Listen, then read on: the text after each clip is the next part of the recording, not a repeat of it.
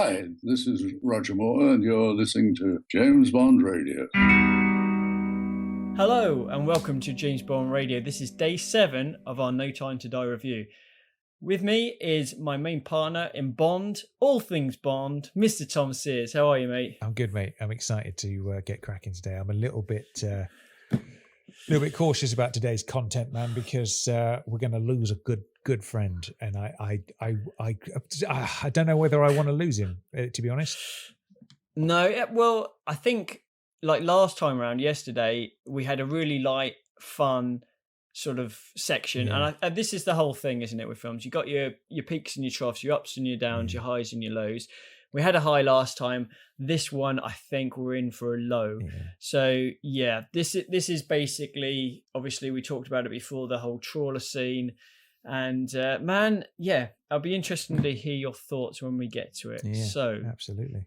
Should we just dive Let's straight dive in? straight in, man. Why not? Okay, so we're going to go with the trawler scene. So basically, Bond has now got Obruchev, and they steal Nomi's seaplane, and basically he's telling Obruchev he's going to take him somewhere safe. And we see this sort of trawler at sea. I really like it actually when they land and you see the plane kind of floating towards the trawler. Just the lighting, it's like the red lighting at the back of the trawler. Is really, I find it quite a cool sort of atmospheric sort of feel, and then you just see the sort of hook go on, and then they're climbing up. And I love the line as well. It says, "At least make it look hard." Leiter to Bond. That's brilliant, isn't nice. it? That's nice sort of bit of camaraderie there. So basically on the boat we've got Leiter and we've got Logan Ash. Now, just to quickly follow some of the things that we did yesterday about the names, I had a look into Logan Ash as well. So Logan means little hollow, which is in reference to sort of like a little hollow in the ground. Okay. But you could equally say his character is a little hollow. You could, couldn't he? He smiles too much, doesn't he? He does, yeah. And also Ash is obviously, it is what it is. But then I thought, well, you've got a Leiter and you've got Ash. So you've got the light of Felix's life, and then you've got the Ash who basically makes him turn, kills him basically. So I thought that could have been, he extinguishes Felix Leiter's light. Yeah. In the scene. So I thought maybe there's something behind this. I don't know how much reading into this is there, but I'm going to try, Tom. I'm going to try. No, why not, man? It works. Yeah, for sure. Yeah. So this is really cool. So Bond basically tells Felix about the trap, but Felix has no idea of it. So this is quite a tense scene initially, isn't it? What do you think of this whole bit? So I've got just a couple of practical questions. Okay. So just so I know where I am, right? So Felix and Logan give Bond the job of meeting with Paloma in Cuba and then going on to the Spectre meeting because they want Obruchev, don't they? That's the whole idea of the thing. And Bond's obviously from the CIA's point of view, yes, without knowing how Logan is at the moment. Absolutely. Yeah. So that's what they've done. Bond's done the job, got on the plane, he's delivered Obruchev to them. Exactly. Now, my question is so while we're there, how does Blofeld know Bond's going to be at that party? Is it because Ash is with Safin, isn't he? So it wouldn't have been for him. It's Primo's following Bond. Following do you Bond. remember? Yeah, so he's got a tail on him. Do you remember he's in the Jamaican club when Bond and Felix are talking about going to Cuba, and he turns and sees him? Okay. So yeah, he's obviously at that point working for Blofeld. So Blofeld knows that Bond's gonna rock up. You answered my question. Thank you very much. Yep. Good stuff. That's right. It is a very tense scene, this, isn't it? Because obviously Bond's like, "What's going on? Talk to me." And obviously Logan doesn't want him to know anything. But what I do like about this is when you've got, like, obviously from an official CIA standpoint, Bond shouldn't know these details or whatever.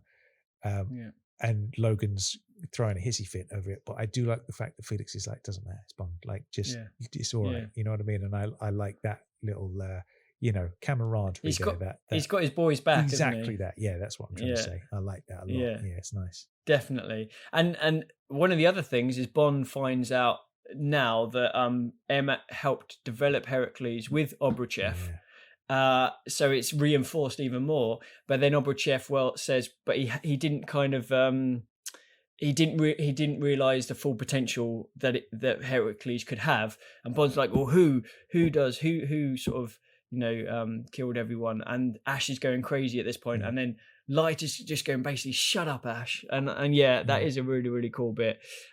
Basically, and then Bond kind of orders off Obruchev to tell him, and then there's that little moment where he just sort of does a little look at Ash, and then Bond and Leiter turn to look at him, and there's a close up on Ash's face, and he's got like a little tick or a little sort of twitch, and it's brilliant. I love it. And then like as soon as he does that, obviously there's a fight breaks out, and he shoots Leiter, and then Leiter kind of falls in through the hatch door, and we kind of don't see much of him initially. And then Bond and Ash have a pretty hardcore fight. It's not long, it's brutal, isn't it? But it is brutal. Lots of smashing against doors and the hull of the boat, and punches and everything like that. It's pretty evenly matched as well, because there's one point where Bond sort of smacks Logan back, and then Logan kind of kicks him, and Bond goes back, and they both kind of reset themselves. They're both kind of a bit out of breath, but the adrenaline is pumping, and they reset themselves. And at that point, Obruchev spots a little gun, and you think, okay, who is he going to slide it to? Obviously, he slides it towards Logan Ash, who then has that little sort of laugh, doesn't he? He has a little chuckle, thinks he's got Bond's number, and dives for the gun. And then Bond has to basically, dive down into the same place as Felix. Ash locks him in, locks the hatchway door. And then what do you think of this bit? So obviously, well, there's two parts to it. Firstly, you've got sort of Ash telling Obruchev that he works for Safin, takes him outside, puts the limpet mines or whatever it is on the ship, and then they're getting into the plane. And then while that's going on, you've got Bond and Leiter, and Bond is like, that's a lot of blood. Yeah. Things are not looking good, man. As soon as he says that's a lot of blood, okay, this isn't going to end well. This really isn't going to end well. Yeah. Now, firstly, obviously, you knew a bit of content going into this film. Did you have any idea that Felix was going to die? I didn't. None I at didn't all. know Felix was going to die. No, I did as soon as he said that's a lot of blood. Yeah, exactly. That's the line, isn't it? That is the line. Like, oh, no, man, because I love Felix, man. Whenever I see him pop up, I'm very happy to see him every single time. So yeah, it's good. So obviously Felix was in Casino. He was in Quantum. Wasn't in Skyfall. No. Not Inspector. Mentioned Inspector. That's it. Yeah. He sends off Lucia Sciarra. He says, I've got a friend named Felix. Give him a call. And then obviously he's back here, so it's good to see him. Now I've got a question for you before we start talking about the death of Felix, Chris. My question to you is Jeffrey Wright the best Felix Leiter? I mean, he's got to be right up there, hasn't he? When you think of Felix Leiter, right? Yeah. Who do you think of? I know you're a Hedison man, aren't you? I am. Are you a Hedison man? Whether that might change. Well, obviously Felix, like you said, three films and a mention. This sort of Felix, but 3 films, and the camaraderie between Jeffrey Wright and Daniel Craig is spot on. It's very, very good. I mean, I don't think he's been bettered, but there are other ones that I'd put probably on the level playing field. I think. I think he might be my favourite, actually. See, I think I'm all about Cease Linder, man. He's my favourite. Yeah. No, I think for me, when I think of Felix historically, it's David Hedison, Live and Let Die, and obviously License to Kill.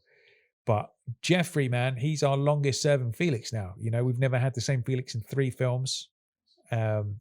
And we've never had a consistent Felix either, have we? Because even one film before License to Kill, it was another Felix, wasn't it? It was John Terry. Yeah, that was a shame. I think I'd say John Terry's our weakest Felix. If I'm honest.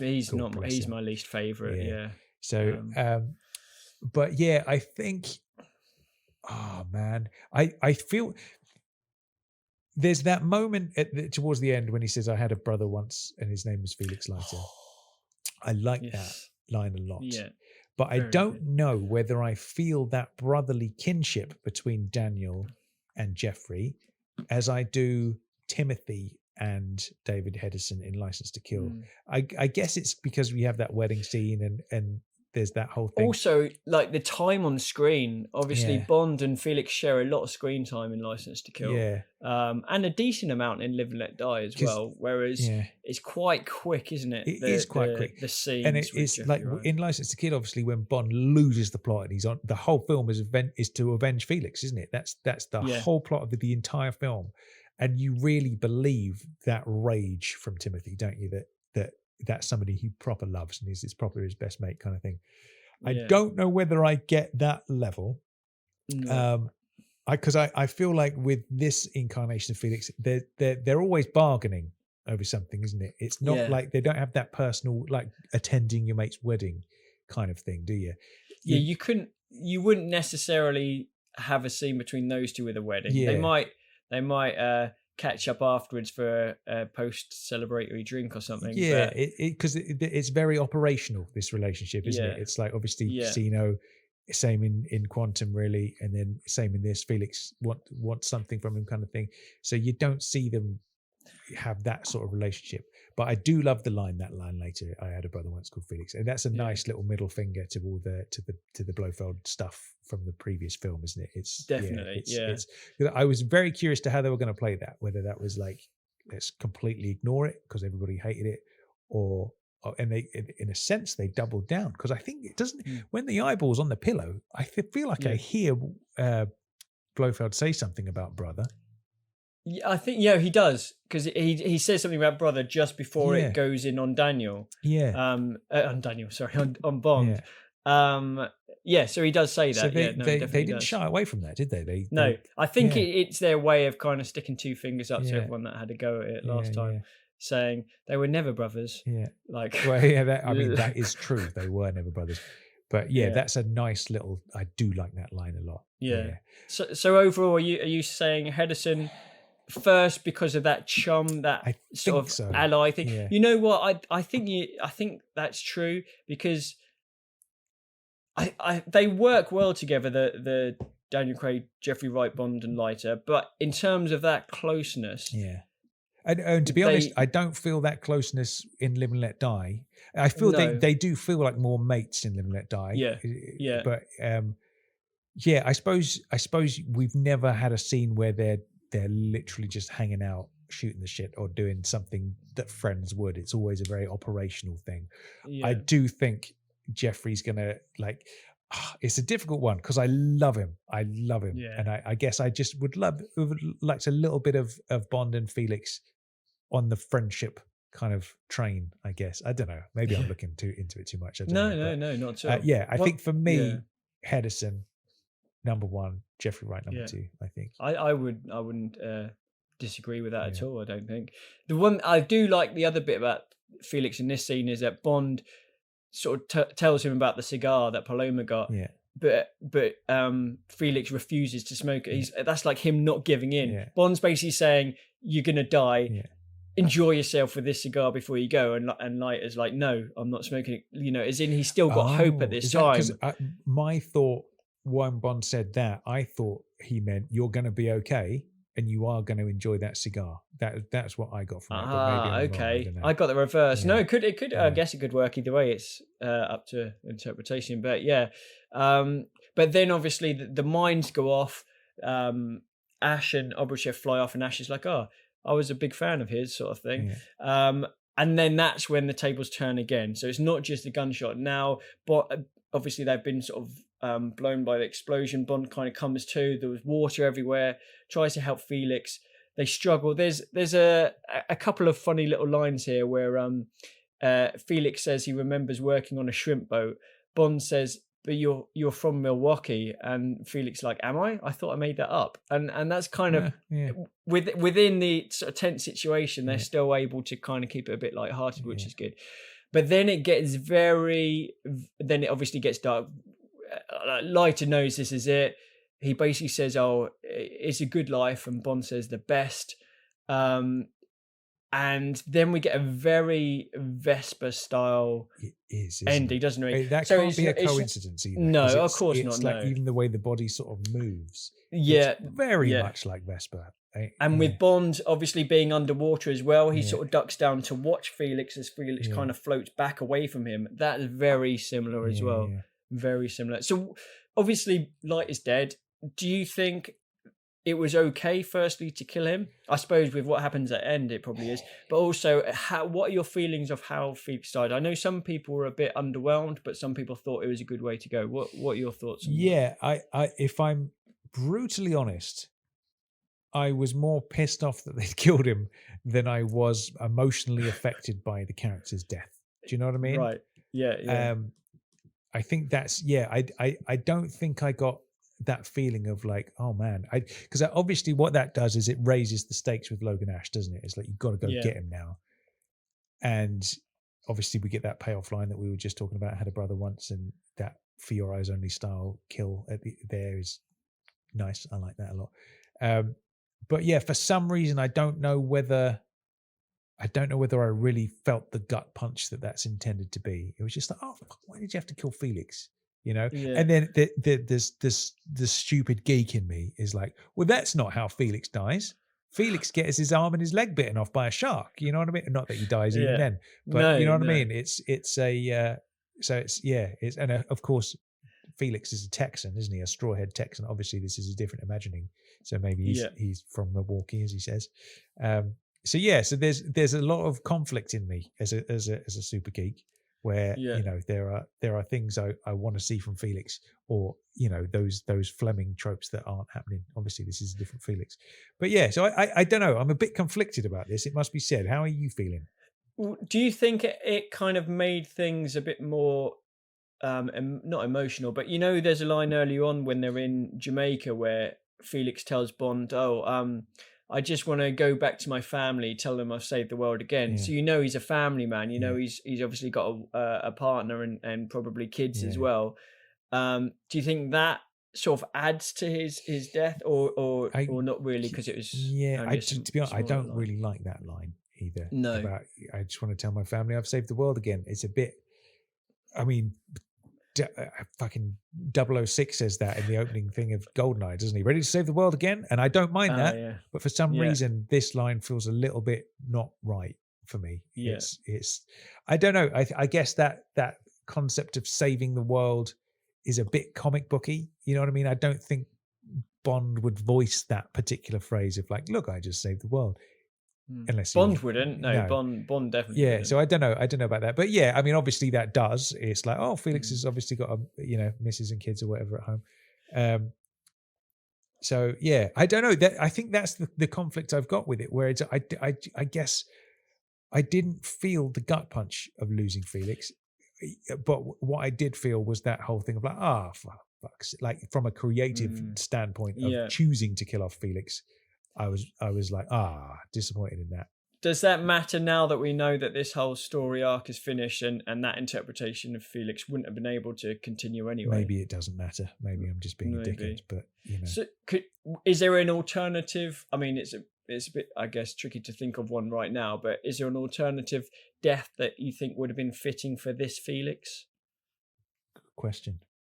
That's the thing, isn't it? Is if you can come up with something better, then fair play. But if you can't, then shut your mouth, as far as I'm concerned. When you criticize a film like this, and I guess I don't. I guess maybe I don't know if I'd have seen, like, obviously the shot that kills him is sort of, I wouldn't say it's an accident, but it's also not. It's very spur of the moment kind of type thing. I feel like maybe if we'd have seen Logan Ash kill Felix in cold blood, maybe you strangled him or something like that, then that would be, I would hate Logan Ash. That would be more hard hitting, wouldn't it? I think so.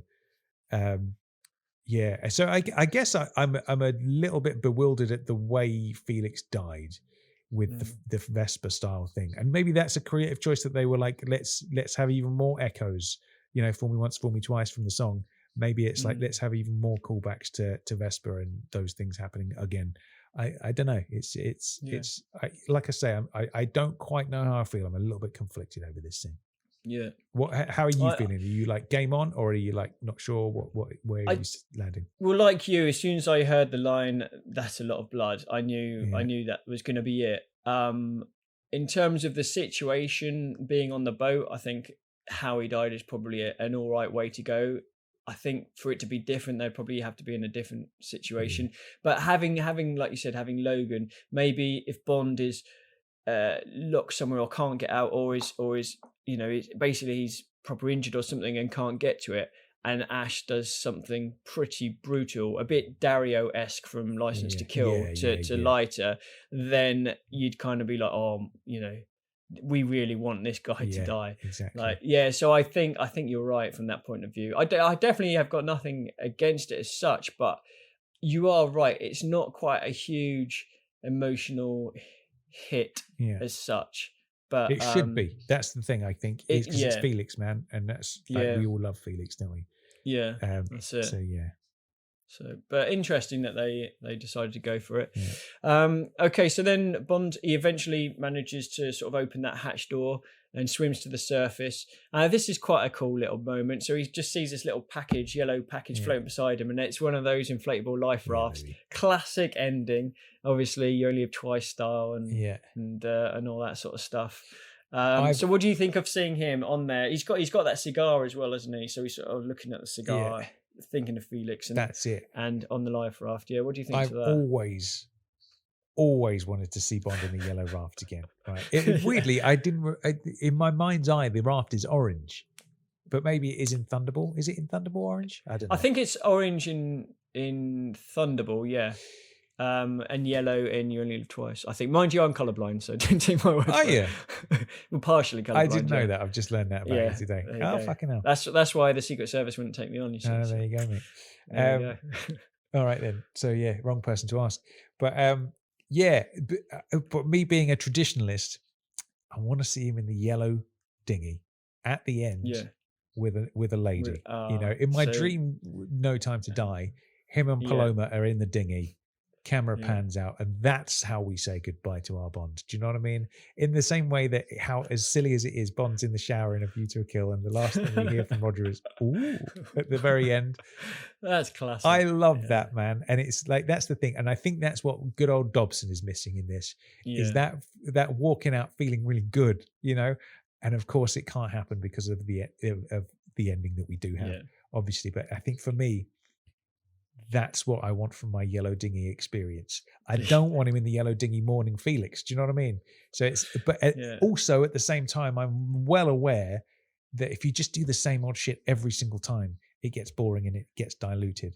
So it's like, it's giving me the yellow dinghy in a slightly different way in the middle of the film. So there's still that nod and the reference, but in a different way. But that's it. Yeah, I like it, man. I think it's one of those subtle nods which a lot of the hardcore fans will get and understand, and it is in a different way. Yeah. But obviously, in this type of film, the other scenario could never happen. So, of course. So I think having it how they played it was really good. And then you get that massive container ship that's like, and I do like that massive wide shot where you just see that tiny little yellow raft and then that huge container ship. Which is pretty cool. Now, I have an issue with this particular edit, right? Right. Yes. This is a strange one. Weird, right? He's in the dinghy. There he is. Yeah. The ship goes there. Burr, that tells us, okay, he's going to be rescued. He's going to be all right. Yeah. But then the very next shot is him opening his garage door, getting the old Aston out. And to me, that just feels so abrupt and so sudden that I know we're supposed to put two and two together, that obviously he's got on the ship and been rescued and he's back home now, and then he's gone to his garage to get his car out. But for me, it feels like an awkward edit, like something's missing in between. I feel like I guess maybe some sort of establishing shot to take us back to London or something. I don't know, but it feels very jarring to me. That what are your thoughts? Yeah, I think definitely the first time I watched it, that's exactly what I thought. How can it suddenly get from there to here? And it did kind of jar. I think on subsequent viewings, because I know it's going to happen, it doesn't feel like as bad, because like you say, you obviously piece it together in terms of what's happened. But it did feel a bit strange, and maybe they could have had a little insert or something like that. So I do agree with you with that. I mean, it's a minor thing. It's not going to spoil. Yeah, the film, it's not. I don't. It just the 2 times I've seen it, it feels awkward, feels weird. It feels like there's something a bit missing strange between the two. Yeah, so, yeah, I think you could be right on that. So, what's your opinion? Obviously, this is a bit similar to Skyfall, where he unveils a DB5. This time, he's got the Aston Martin V8 that we obviously seen him drive in the Living Daylights. How do you feel about this car coming back? Are you a fan? Do you think it's cool? Do you think, oh, maybe they should have left it? What are your thoughts? I think for me, they really need to like, they need to mix it up with the cars. We've had too much DB5. That's my opinion. I 100% agree. And I'm glad that he's not gone there, open up the garage, and then his DB5's been there's fixed. There's another. Imagine that. Imagine after the free times. So I'm happy about that, and it's a nice little thing, because it's a classic car, isn't it? So people will still have those. They'll still be. They're beautiful. I really like that car. I mean, that's beefy, one of my favorite. Obviously, it's muscular. It is a muscular looking car. Yeah, I really, really like the V8. And yeah, I'm really happy that it's back. Obviously, the edit before was a bit strange, but and it's quite cool to see his little garage, because you can see some skis in the background. Yeah. You can see sort of a rack of clothing. He's probably got his suits and his leisure wear, as our friends across the pond might say, and then a few other bits and pieces around. And you kind of, what's that? What's that in the shadow there? And trying to work out. I wonder if there are any little Easter eggs hidden for us in the pile there. You know what I mean? Yeah. But, gotta be, man. Gotta be. Yeah, I think Dan Gale's driven one of those, the V8. And he said, I remember him saying it wasn't a very comfortable drive. Like, I think the steering was super heavy or something. I remember a vague memory of him telling me. Yeah, but I'd love to give it a go at some point. But yeah, it's funny, isn't it?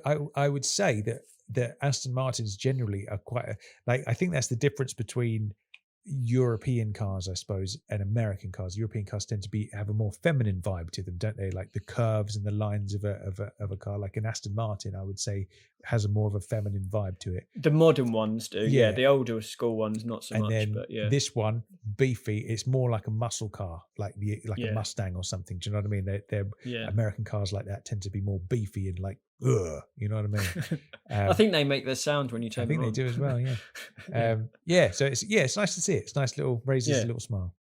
I liked it. Although one thing I have to say, Bond's parking is absolutely atrocious. Do you see it? So he comes along. He's like halfway over the double yellow lines, and he's about a foot away from the curb. Obviously, he just doesn't care because he's not going to get a ticket, and if he does, it doesn't matter. But I mean, come on, Bond, at least a bit of a parallel park or something. Absolutely, It's like, come on. Pass his test with that sort of driving skills. That's it. So Bond's obviously back in MI6. Now, this is quite a cool scene. Again, lots of nice comedy value here. So he ends up arriving, and he's a bit of a visitor, and I love the moment where he first walks in and the guy's like, name Bond, and the guy kind of waits and then looks up, James Bond. and that's just a lovely little moment, isn't it? It's like, people have forgotten who you are now. You've been away for 5 years or however long it is. That's it, isn't it? Because if you're a 00, you're going to be like a rock star in that building, aren't you? You know what I mean? And especially if you're 007, rock star, do you know what I mean? It's all women. Yeah, or indeed. Like, so if you're M's number one agent, people are going to know you in that building. And I tell you what, man, it's really sold by that dude behind the desk as well. He's brilliant. He's great. He does a lot really with good. his face that is brilliant. Like that, nobody else could have pulled that expression off in the same way. He did a good job there. I like that. Yeah, he was superb. Yeah, definitely. And this is quite cool now. So Bond obviously goes to MI6. He's got his little visitor badge, and Moneypenny sort of escorts him through, and then Nomi sees him, and then you have a few sort of employees who are like, "Hello, 007," and they kind of double take, and there's two of them, and that's kind of like a cool little moment. I like that. And then you get a really nice exchange where Nomi, basically everyone's sort of referring to her as 007, and she's like, "Oh, that must bother you." Yeah. And then Bond sort of, Moneypenny speaking to M, and she said, "Oh, you can go through." And Bond opens the door, and she said, "Oh no, alone," as in just Bond. And then obviously he gets him back, and it's like, "Oh, does that bother you?" Yeah. And that's a lovely little payback, and everyone in the cinema absolutely loved that. And then you get obviously Nomi saying, "Oh, I get why you shot him. Yeah, well, everyone tries at least once, Yeah, and nice. that's there's some lovely little dialogue around here. I do like this scene. So what do you think of the bit with M then? Obviously, he goes in. M, they're quite testy with each other. So M basically says Bond fell so far off the grid, he thought Bond was dead. And yeah, there's a lot going on. It's interesting actually. M, if you notice, I don't know if you did, he's playing with a bulldog clip. And he does this a couple of times in this film. You see him kind of just playing with it. And I wonder if that's a callback to Judi Dench's M with the porcelain bulldog. And I think that's a variation on the bulldog theme. Thinking about that, don't we see the bulldog in his lockup? Yes, we do. Don't we? Yeah, we see the bulldog in the lockup.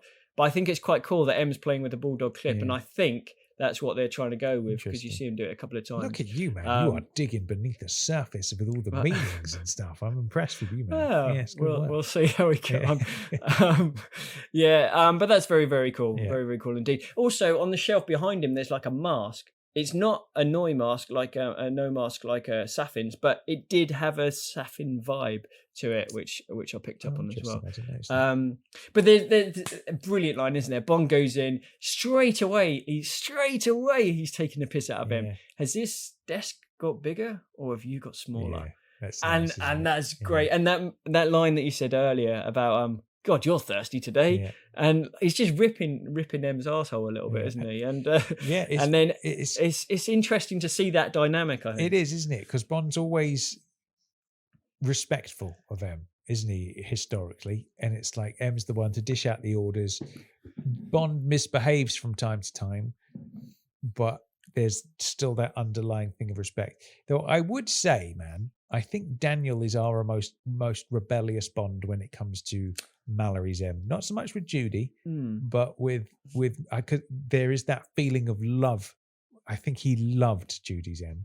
Yeah. And I think Mallory's M, it's more of a bit of a what's the word? Not competitive, but there's a bit more of a frostiness sort of thing, there's not right.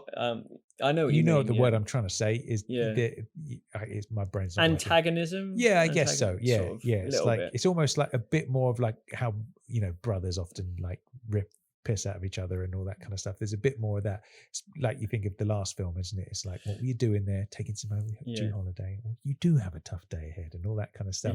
It's a bit of an arsey relationship, this one, isn't it? It's not. It's not. But maybe that's because Daniel's Bond was so fond of Judy's M. Yeah.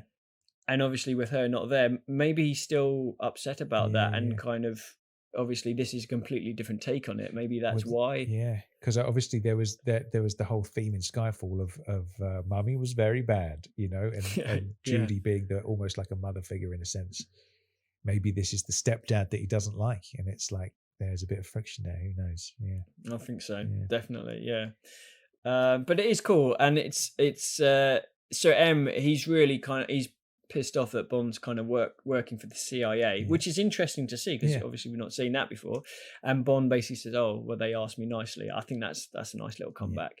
And we learn at this point a bit more about Heracles. So M discloses his involvement and basically describes its devastating effects. Being able to affect and basically target people. And Bond comes back saying, "Well, you should shut this down ages ago. This is crazy." And M kind of, I think he realizes it, but he doesn't fully take ownership of that at the moment. And Bond basically says he needs to see Blofeld, and informs M that Blofeld managed to run a meeting from Belmarsh. He's incarcerated in Belmarsh prison, but he managed to run a Spectre meeting from there, and obviously lets M know that.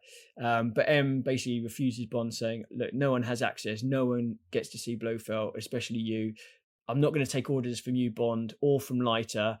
And he's really sort of testy. But then there's that little bit of pathos where Bond mentions that Leiter passed away, but Leiter's dead, and then M says he had a lot of respect for Leiter, and I like that because it's been quite at each other, and then suddenly he hears Leiter's death, and then it kind of calms a little bit, and he obviously did have a lot of respect, so I think that's a nice little moment.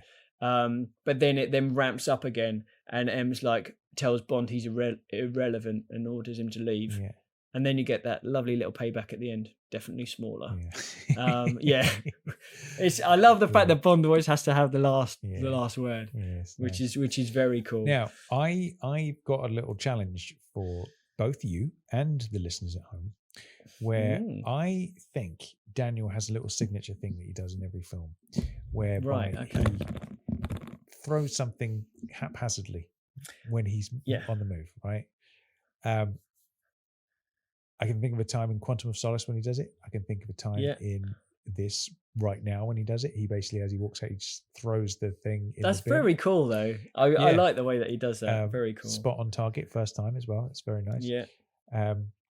And yeah, I think I've got a suspicion in every Daniel film, he whether it's his car keys or whatever it is, he just throws it away, and that's a little signature Daniel thing. Yeah. So yes, because he does it in Casino, doesn't he? After with the Range Rover as well. That's right. He just flings those away. There's another one. Right, there you go. We'll leave the rest to the listeners. Don't want to answer them all now. Have a think, listeners, and then pop your answers on the social media. Absolutely. And see if everyone can get them. So that's it. Bond sort of storms off, and Moneypenny asks him to dinner, doesn't she?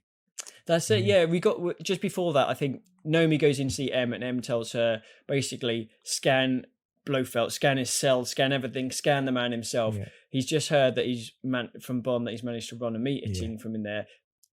Find out how, tell me why. Yeah. So Nomi gets that, and then she says, "I'll even take my gloves with me," or something along those lines. But then, it's interesting. So Bond's at the lift. Moneypenny comes over. Are you doing anything for dinner? And straight away, Bond gives her this look. This has never happened before. Yeah. Something's up.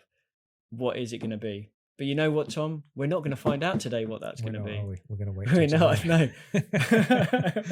Absolutely. So that about rounds up today's No Time to Die chat. We will, of course, be back tomorrow. And what's going to happen tomorrow? We pay a visit to Q, don't we? We do. Yeah, indeed. That's where the old dinner date's going to be, in Q's house. Yeah. And there's also a cool little moment where we're going to see Safin's appointment with Madeline. Yeah. So we get to see Safin again. Right. So two great scenes, actually. Really looking forward to chatting about those. Cool stuff. All right then, until then, we will be back tomorrow. I've been Tom Sears. I've been Chris Wright, and we will see you in the morning, everybody. Take it easy. See you then. Bye. Hope you enjoyed the show. Good night.